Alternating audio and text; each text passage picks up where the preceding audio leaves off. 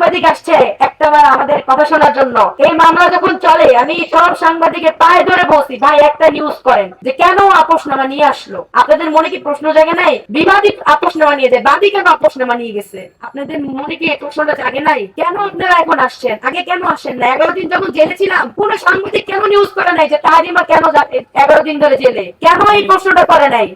কিছু তথাকথিত সাংবাদিক আছে যারা আমার বয়স জানাও নিউজ করে যে আসলে জুলাই যুদ্ধে তাহারিমার বয়স কত। সময় টিভির মতো এত বড় একটা চ্যানেল কিভাবে নিউজ করলো যে আমি এই দুর্জয়কে হানি ট্র্যাপ করে ওইখানে নিয়ে গিয়ে ওর থেকে টাকা নিয়ে ওকে রাস্তায় ছেড়ে দিয়েছি চৌরাস্তায় ছেড়ে দিয়ে আসছি। সময় টিভির মতো এরকম এখন সময় টিভি এখানেই আছে।